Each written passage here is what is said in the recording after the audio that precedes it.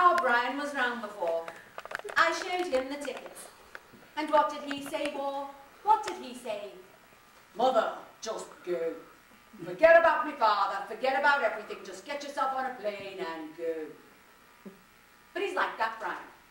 You want to do something, you just do it. Bugger the consequences. He's a nutcase, but he couldn't care less, and he's always been the same. Ever since he was a little kid, even when he was at school. Oh, oh, do you remember the Nativity play? Oh, God. Our Brian was about 8 or 9 years old, and the school had given up with him. They said he was Luke the Loop, and that was that. I agreed with him. But this headmaster was fascinated with our Brian. He studied him, and he said to me, "There's no malice in that child, no malice whatsoever. I think your Brian just has no concept of consequences. I think what we have to do with your Brian is give him a bit more responsibility.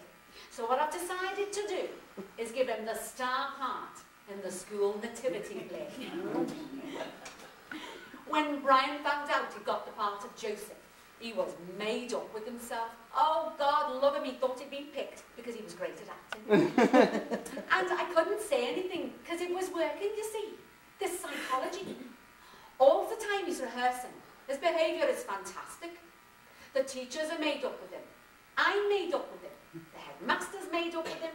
He's made up with himself. Oh, he's practising every night in his room. He's running his lines, you know.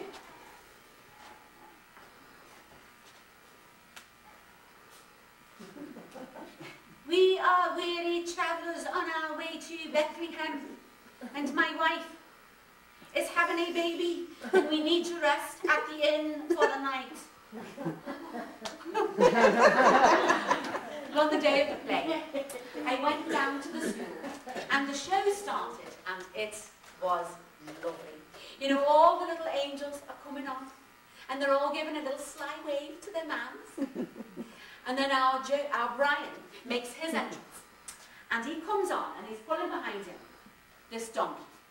Well, it's actually a hobby horse on wheels, and perched on the top of it is the little girl playing the part of the Virgin Mary. Oh, and she looks beautiful. You know, her mother's got her all dolled up for the part. Oh, and she's giving a little wave to her man. Well, our Brian gives the donkey a tug, because he's taking this dead serious. And he doesn't think that everybody should be waving at their mans. He's acting like he might win the Oscar. He's miming giving hay to the donkey, and he's patting it on the head. And the headmaster turns around and looks at me, and he smiles. And you know something? I think he was as proud of our Brian as I was. Well, then Brian goes up to the door of the inn, and he goes, knock, knock, knock. And then the little fella playing the innkeeper opens the door, and Brian says his line. We are weary travellers on our way to Bethlehem, and my wife is having a baby, and we need to rest at the inn for the night. And then the little innkeeper says his line. You cannot stay at the inn, for the inn is full up, and there is no room at the inn. And then our Brian is supposed to say something like, well, we will find a lowly cattle shed, and we will spend the night there.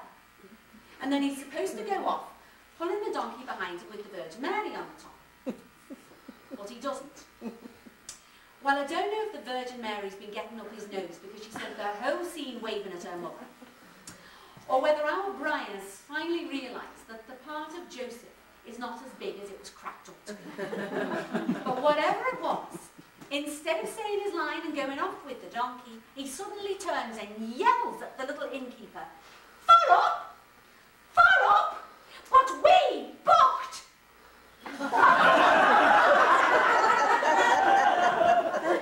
Well, the little innkeeper doesn't know what day of the week it is. He's looking around him for somebody to rescue him, and his lower lips beginning to tremble. And our Brian's screaming at him, "Far up! Listen, mate, I've got the wife outside with the donkey,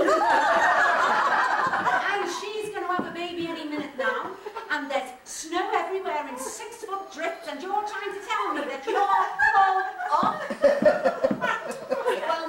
the top brass in the front row are beginning to look a bit uncomfortable. And they're beginning to turn round and look at the headmaster. And our Brian is doing a perfect imitation of his father on a bad day. He's berating anything that dares move. So the little innkeeper's sat there, and his chin's going 10 to the dozen, and the Virgin Mary's in floods of tears on the donkey, when the innkeeper finally grasps that the script is well out of the window, and that he's got to do something about our Brian. So he steps up and he says, "Listen, mate, listen. I was only joking. We have got room, really. You can come in if you want to."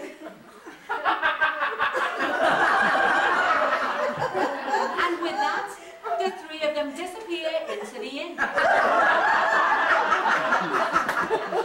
End of Nativity.